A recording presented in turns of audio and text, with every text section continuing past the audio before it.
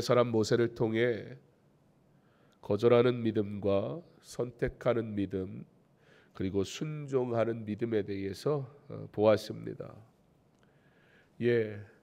보이지 않는 하나님을 보는 것처럼 사는 방법, 그 방법이 있는데 첫 번째가 뭐라고요? 거절. 이 거절이 되지 않으면 우리의 선택이 어려워진단 말입니다.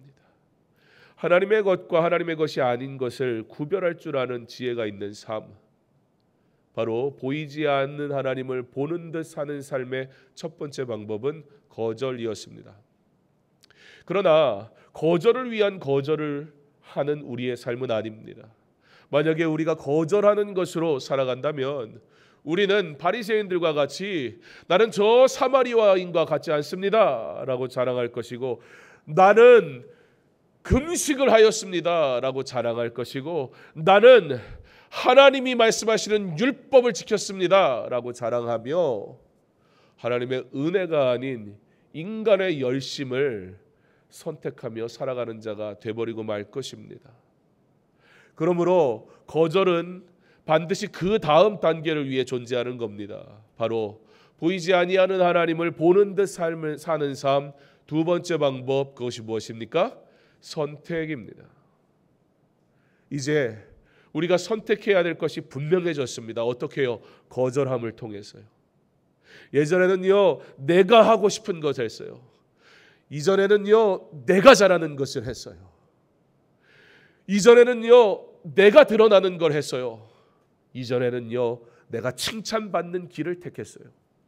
그런데 이제는요, 하나님이 무엇을 원하시는지 먼저 묻는 삶이 되니까 하나님이 내게 부탁하시는 그 일을 하는 삶을 살아가는 선택을 하게 됩니다.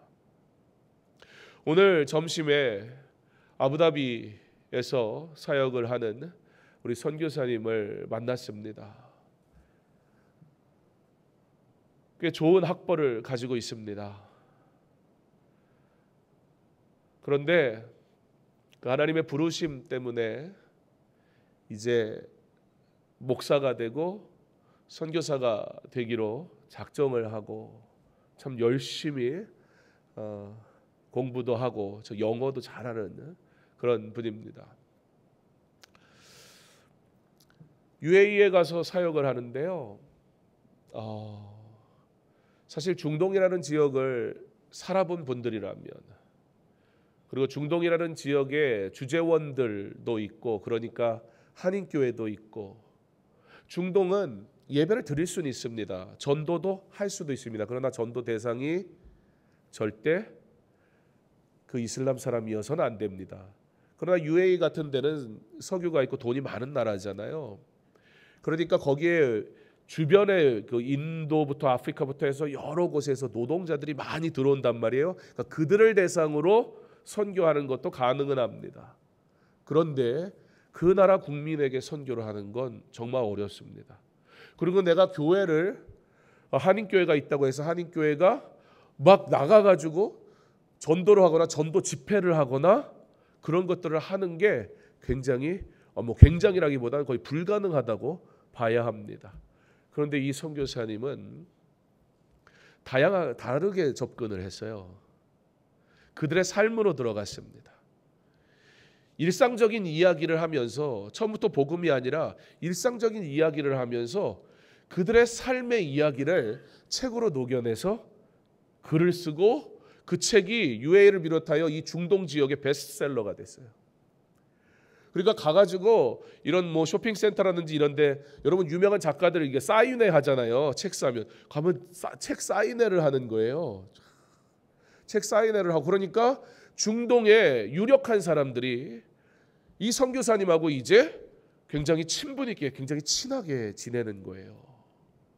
그리고 그들과 1대1로 만나며 그들의 삶의 이야기를 듣고 그의 삶의 이야기를 나누고 자신이 가는 삶의 길에 대해서 이야기하고, 그리고 그곳에 있는 청년들과 청소년들을 초청해서 그들에게 일상을 얘기하는데 결국은 뭘 얘기하냐? 그리스도인의 삶을 얘기하는 거예요. 또 이 사람들이 굉장히 좋아요. 그래서 아부다비에 있는 한인교회가 전도 축제를 했어요. 어떻게 했냐? 이 선교사님이 국가에다가 연락을 해서 국가에서 허락을 받았어요. 전도 축제 해도 된다.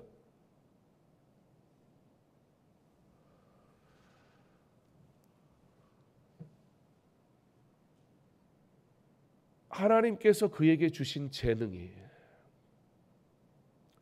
그의 삶의 유익, 또 그것을 가지고 내게 주신 것을 하나님 앞에 드리는 삶도 멋있는 삶이잖아요. 그러나 하나님께서는 우리의 재능이 하나님의 영광을 위해서 쓰임받기를 원하시지, 우리의 재능으로 내가 드러남과 동시에 하나님도 비슷한 수준에서 섬기길 원하시진 않아요.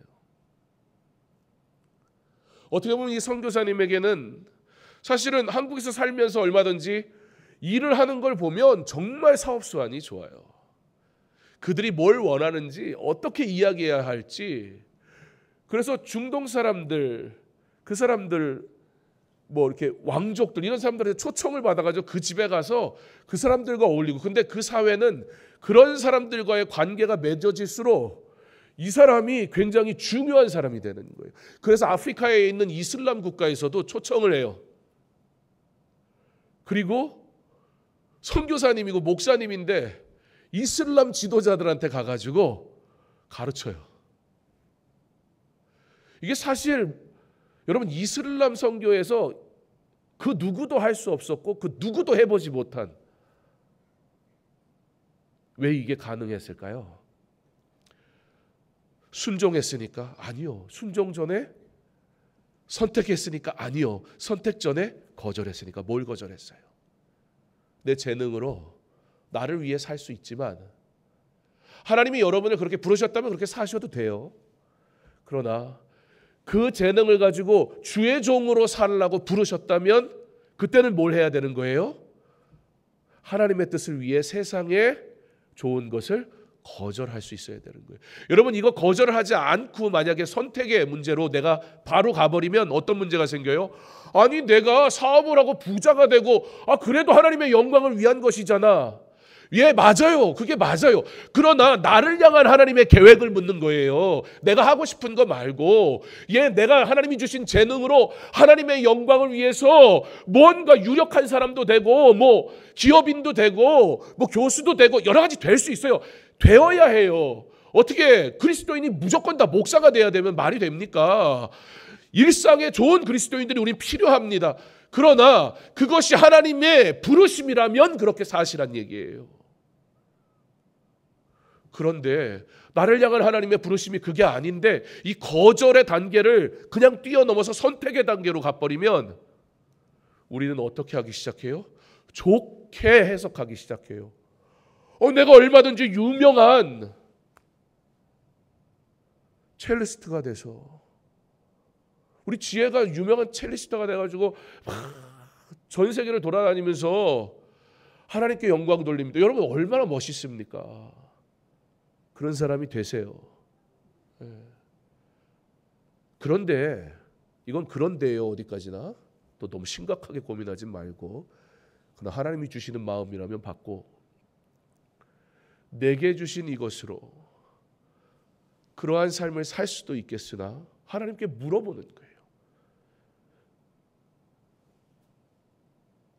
만약에 하나님이 그것을 통해 하나님의 영광을 위해 온전히 헌신된 삶을 사는 그 부르심을 내게 주신다면, 그때는 선택으로 가기 전에 반드시 거절의 단계를 거쳐야 돼요. 내가 이것으로도 하나님을 위해 살 수 있고 저것으로도 하나님을 위해 살 수 있다면, 그러면 나는 무엇을 위해 살아요? 그 중에 내 마음에 드는 거 그게 아니잖아요. 그 가운데 하나님이 나를 부르신 그 일을 하는 거예요. 반대로 내가 아무리 성직자가 되려고 해도 하나님이 나에게 그 부르심을 주지 않으셨다면 그 길로 안 가는 거예요. 마찬가지인 거예요. 뭐가 더 좋고 나쁨이 있는 게 아닙니다. 여러분, 목사가 되면 더 많은 헌신을 한 거고 장로님이 되면 덜 헌신한 게 아니에요. 똑같이 주의 종으로 하나님의 영광을 위해 반드시 살아야 돼요. 삶을 드리며 살아야 돼요. 그건 목사나 장로나 아무 상관이 없어요.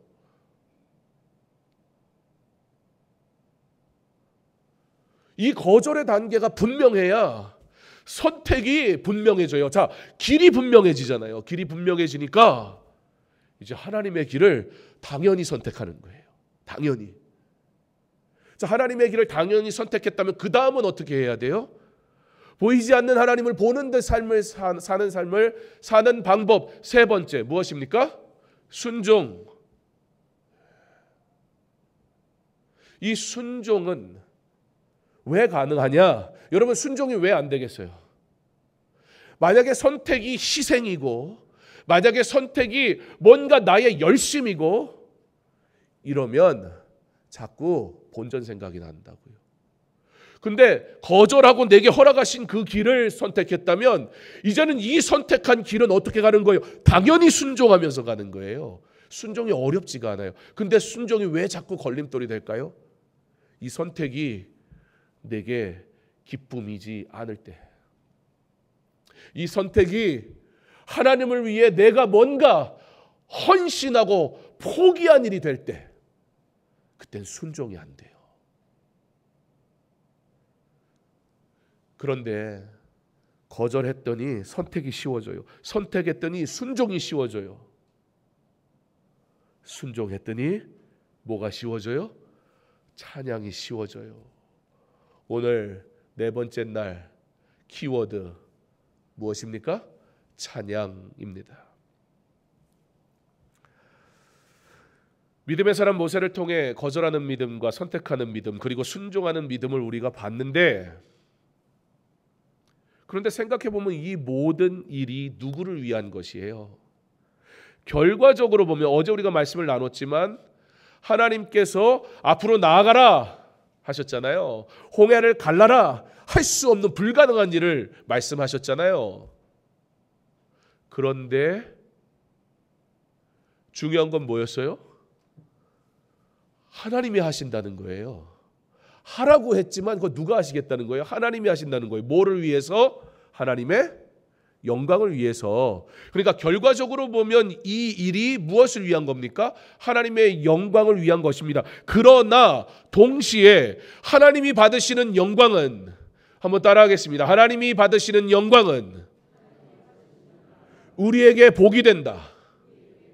예, 이게 은혜란 말이에요. 여러분, 하나님이 이 일을 통해서 영광을 받으시는데 우리에게 어떠한 복이 되었습니까? 이스라엘 백성에게 구원의 놀라운 복이 되게 하셨어요.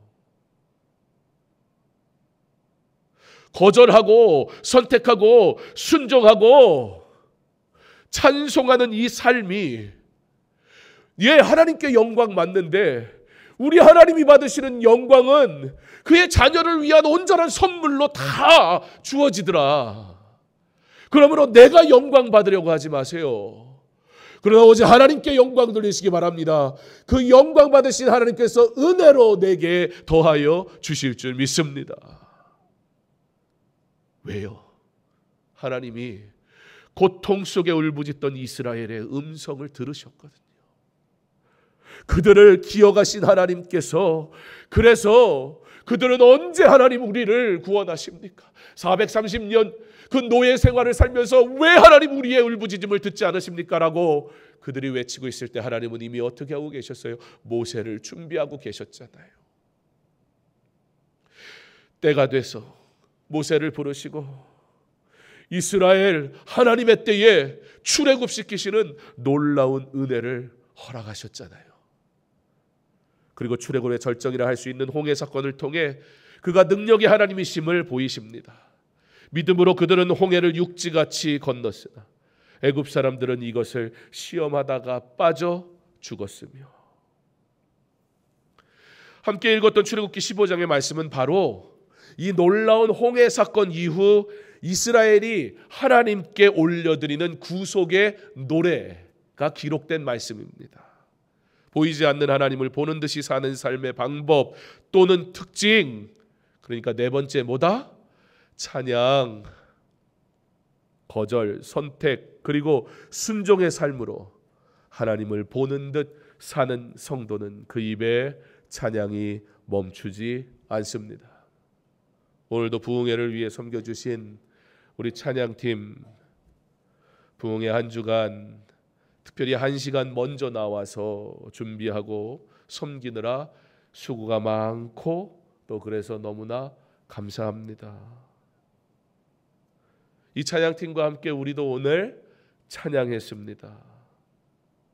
그런데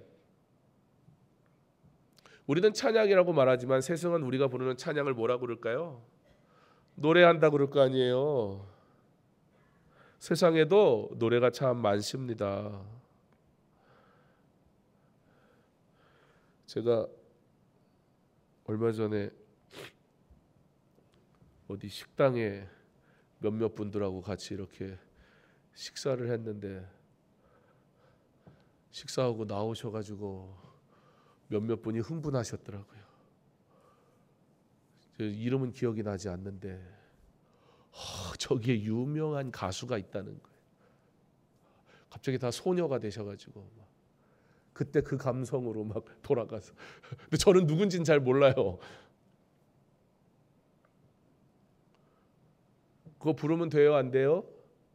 아니, 마음껏 부르세요. 그거 왜 안 돼요? 뭐 어차피 뭐 우리 권사님 전화 드리면 곤드레 이렇게 막 칼라링 막 나오는데 뭐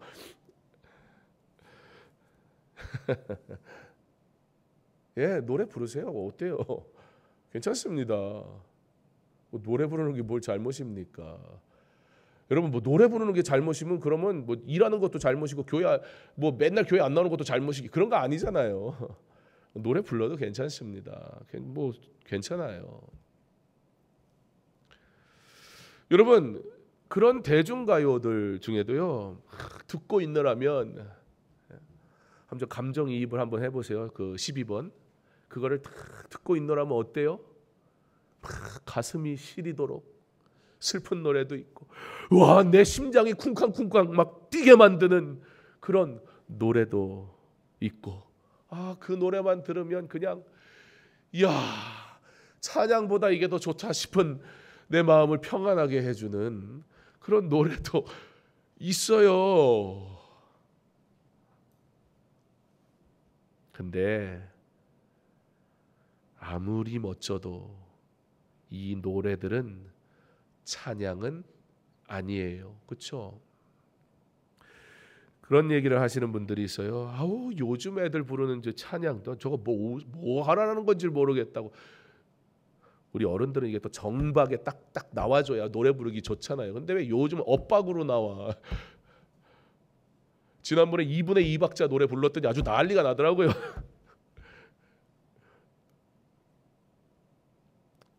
그러면 무슨 생각이 들어요? 아우 요즘 애들 부르는 찬양보다 내가 옛날에 들었던 대중가요가 훨씬 은혜스럽다. 예, 만약에 우리가 찬양이라는 것을 감정이나 음정에 중점을 둔다면 그렇게 느껴질 수도 있어요. 그러나 그건 찬양이 아니죠. 자, 그런 의미에서 부흥의 사상 처음으로 찬양이 아닌 일반 노래를 한번 좀 들어볼까요? 부르진 말고 들어볼게요. 영상을 틀어드리겠습니다.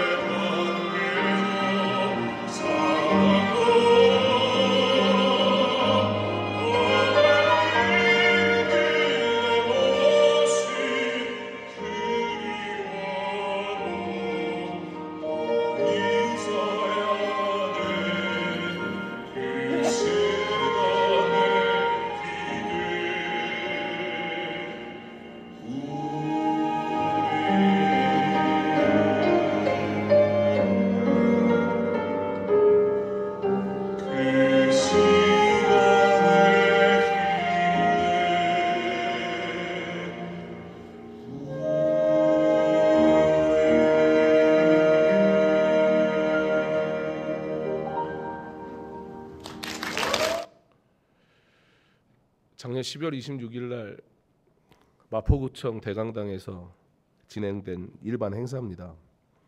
물론 일반 행사긴 한데 이 행사를 진행하는 단체 대표가 목사님이시고요.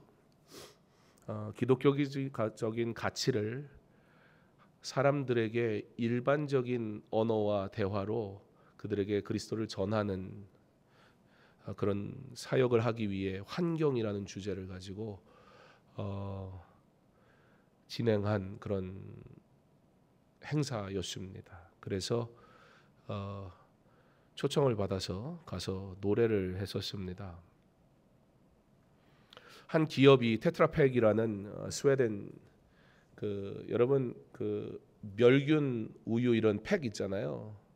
그런 팩을 만드는 회사 가운데 전 세계 1위 기업이 테트라팩이라는 기업이거든요. 전 세계 이 팩의 60% 이상을 공급하는 회사인데 그 회사의 아시아 지역 담당하는 사장이 제 친구예요. 그래서 좋은 의도를 가지고 자기는 기업인으로 그러나 그리스도인으로 목사님 딸이거든요. 그래서 그런 사역들을 세상과 일반 속에 하나님의 가치, 기독교의 가치 이런 것들을 좀 나누는 일들을 그래서 여기에 뭐 트로트 가수도 왔었고 사람들 뭐 이렇게 여러 팀들이 온 중에 그 여러 팀 중에 저희가 이제 한 팀으로 저희 가정이 가서 했습니다. 근데 그 찬송가는 부르면 안 된대요. 일반 저거니까. 그래서 이제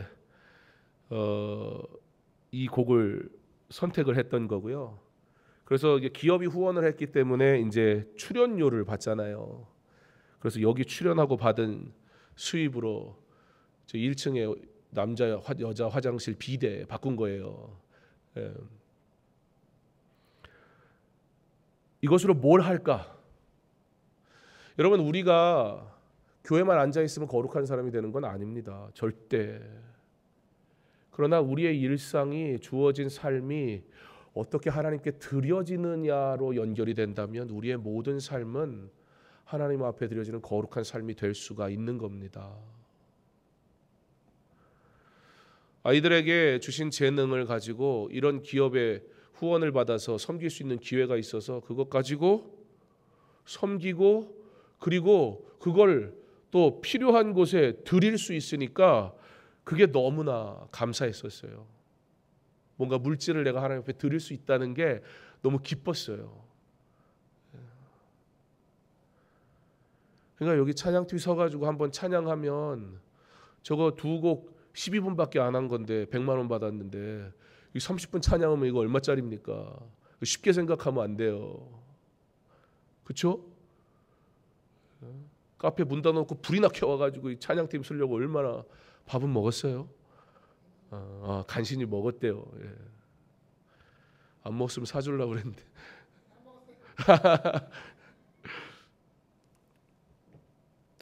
근데 여러분 여기서 중요한 건 이 노래는 제목이 시간에 기대어라는 노래거든요. 한국 현대 가곡입니다. 이 노래가 누구로부터 유명해졌냐면 이 목사님의 아들이기도 하고 한국을 대표하는 유명한 성악가기도 하고 또 해외에서 오페라 주인공으로 활달하게 활동도 했고 현재 한양대 성악과 교수이기도 한 고성현 성악가가 방송에서 이 노래를 좀 자주 부르면서 대중한테 굉장히 잘 알려진 노래입니다. 여러분 노래 참 가사 좋지 않습니까? 저기서 부르는데 제가 부른 건데도 제가 따라할 뻔했어요. 가사에 은혜가 돼서 막 사랑하오 막 이러면서. 그러나 아무리 가사가 아름답고 목소리가 멋있고 듣기가 좋고 심지어 저걸 부른 사람이 목사라 할지라도 저 노래는 절대 단 한순간도 찬양이 될 수가 없습니다. 찬양은 그런 것과 구별됩니다. 찬양은 전적으로 하나님께 올려드리는 것입니다. 찬양은 다른 말로 하면 구속의 노래입니다. 여러분, 구속의 노래에 어떻게 사람의 감정이나 내가 원하는 음율이나 내가 좋아하는 박자가 우선이 될 수 있겠습니까? 찬양은 구속의 노래인데 어떻게 사람의 감정이나 내가 잘 알고 있고 모르고 있는 것이 이유가 될 수 있겠습니까? 찬양은 그럴 수가 없습니다. 아니, 그게 내 감정을 막 만지고 그것이 굉장히 아름답게 들린다 할지라도 그 안에 정말 중요한 내용, 하나님이 빠져 있으면 절대 찬양이 될 수가 없습니다. 오히려 제가 노래를 하고 나서 빠진 다음에 두 번째 곡 아이들이 연주를 했는데 그 전날이 크리스마스였거든요. 그래서 아이들하고 곡을 선곡을 하면서 야, 찬양을 하면 안 된다고 하는데 그래도 어떻게 하면 할까? 그러다가 크리스마스 페스티벌이라고 해가지고 우리 교회에서도 한번 했던 적이 있어요. 지혜랑 뭐 진규랑 이렇게 다 해가지고 로비에서 코로나 때 영상으로 찍어가지고 여러분들에게 다 보여드리게 했는데 거기에는 찬송가, 크리스마스 관련된 찬송가 멜로디가 같이 들어가 있거든요. 그래서 가사가 없는 대신 우리 베트남 가서 사역할 때, 비전 트립 가서 할 때 악기로 했잖아요. 노래로 할 때는 찬송을 못해요, 베트남 사람들한테. 왜냐면 무슨 의미인지 아니까. 근데 악기로 연주할 때는 찬송을 그냥 하는 거예요. 왜요? 찬송이어도 그 사람들이 찬송이라고 생각을 안 해요. 그러나 우리에겐 뭐예요? 찬송이에요. 그래서 아이들이 뒷부분에서는 그렇게 찬송으로 된 크리스마스 메들리를 통해서 청중들에게 자연스럽게 트로트 가수 신성을 보러 왔다가 얼떨결에 찬송에 화답하고 돌아가는, 날 구하신 하나님께 감사의 찬양을, 날 사랑하시는 하나님께 영광의 찬양을, 날 부르신 하나님께 순종의 찬양을 올려드리는 삶, 그게 저와 여러분이 살아가는 이유입니다. 우리가 진정 하나님이 받으시는 구원의 은혜를 찬양하는 믿음의 사람 되기를 소망합니다. 출애굽기 15장 말씀은 가장 오래된 찬양이고 가장 많은 사람이 부른 찬양입니다. 구속의 노래로 지어졌고 구원의 은혜를 받은 백성들이 마음으로부터 부른 노래입니다. 시편 106편 12절에 이에 그들이 그의 말씀을 믿고 그를 찬양하는 노래를 불렀도다라고 기록합니다. 바로 홍해에서 이스라엘의 백성이 부른 노래를 믿음으로 부른 노래라 시편 기자가 우리에게 확증해 주고 있단 말입니다. 그들의 눈앞에 문제, 두려움, 염려, 불가능, 세상에 존재하는 모든 부정적인 말들의 집합체였던 바로 그 홍해가 지금 어떻게 됐습니까? 갈라졌단 말입니다. 두려움이었고 절망이었던 홍해가 하나님께서 명하시니 갈라지고 육지와 같이 되어 이스라엘로 걸어갈 수 있도록 하였습니다. 또한 그들을 쫓아오던 애굽의 군대를 단번에 쓸어버림으로 그들의 두려움을 완전히 씻으셨습니다. 그들의 찬양은 무슨 찬양입니까? 이런 놀라운 은혜를 경험한 찬양입니다. 사랑하는 성도 여러분, 거절하고 선택하고 순종하면 우리는 반드시 찬양하게 돼 있는데 그 찬양은 어떤 찬양이다? 그 찬양의 주인공은 오직 하나님일 수밖에 없어요. 멜로디가 중요한 게 아니에요. 노래가 찬양이 되는 단 한 가지 이유, 바로 대상이 분명할 때. 우리가 부르는 찬송가 중에는 유럽의 가요도 있습니다. 아세요? 심지어 고난중한 찬송가에 유럽의 가요인데 당시에 찬양을 불러야겠는데 준비된 곡이 없으니까 당시 사람들에게 익숙했던 곡을, 작곡된 곡을 가져와다 거기다가 가사를 넣은 거예요. 여러분, 어떤 찬양을 들으면 저 찬양은 경건한 것 같지 않고 어떤 찬양을 들으면 저 찬양은 저게 찬양이 맞아 이런 생각이 드시나요? 그런데 여러분의 찬송가에 유럽의 가요가 들어있다는 사실을 아셨습니까? 여러분, 우리의 경건은 뭡니까? 우리가 거룩하다 말하는 것이 도대체 무엇입니까? 경건은 하나님으로부터 오는 것이지 우리가 판단하는 것이 아닙니다.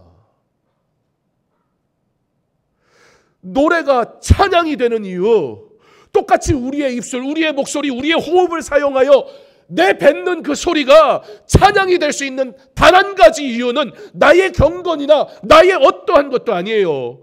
그 대상이 하나님일 때 그 모든 노래는 찬양이 되는 것입니다. 대상을 분명히 해야 합니다. 아무리 아름다운 멜로디에 심금을 울리는 가사라도 그 대상이 연인이라면 그건 사랑 노래입니다. 그 대상이 헤어진 연인이라면 그것은 이별 노래입니다. 오직 하나님께 올려드리는 노래만이 찬양입니다. 본문 말씀을 통해 우리는 이스라엘 백성들의 찬양은 그 대상을 분명히 하고 있다는 것을 알 수 있습니다. 그들이 찬양하는 이유는 이 구속의 은혜, 이 구속의 은혜가 누구로부터 왔는가? 오직 하나님, 그 외엔 다른 게 없습니다. 그래서 여러분, 찬양은 반드시 하나님이 드러나야 찬양입니다.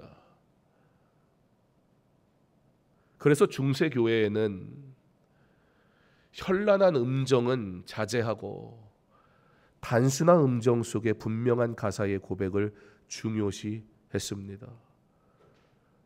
서양 음악사 들으면서 거기서 미사곡 같은 거 들으면 어떤 느낌이 들어요? 이걸 어떻게 연주하지? 음폭이 크지가 않아요.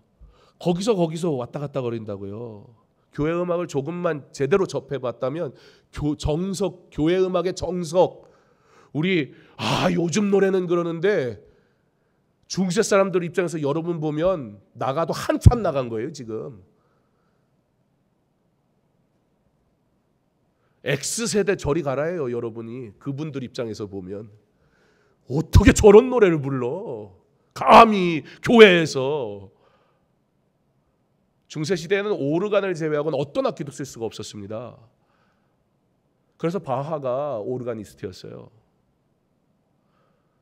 종교개혁 가서 바하 생가 보고 왔죠. 찬양의 핵심은 뭐냐? 하나님을 어떻게 찬양할 것인가? 이 찬양 속에 하나님이 어떻게 드러날 것이냐? 우리의 삶의 찬양은 그러면 어떠해야 돼요? 내 삶에 하나님이 어떻게 드러나시게 할 것인가? 그게 우리의 삶의 찬양의 방법입니다. 보세요. 가장 오래된 노래인 출애굽기 15장의 말씀에는 여호와라는 말이 12번, 하나님을 언급하는 개인적인 대명사들이 30번 이상 나옵니다. 그러니까 출애굽기 15장에는요 그냥 하나님 여호와 그 얘기만 계속 나와요. 그 하나님이 뭐 하셨다? 구원하셨다. 하나님을 찬양해라. 그런데 우리가 요즘 즐겨 부르는 찬양은 다분히 인간적인 감정과 인간적인 욕망과 욕구가 요구되어지는 가사들이 얼마나 많은지 몰라요. 그러나 찬양은 다른 것이 가미되지 않습니다. 하나님을 찬양하는 듯하며 나를 드러내지도 내 유익을 구하지도 않습니다.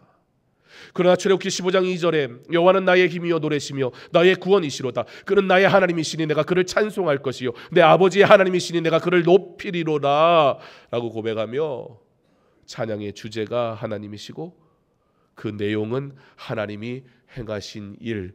여러분, 찬양이 찬양되려면 어떻게 된다고요? 찬양의 주제가 누구여야 된다? 하나님이어야 된다. 찬양의 내용이 무엇이어야 된다? 하나님이 행하신 일이 무엇인가? 그게 찬양이다.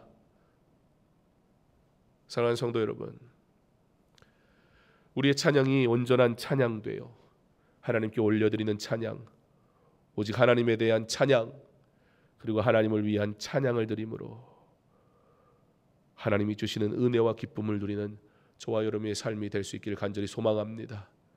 이 찬양이 누가 부를 수 있는가?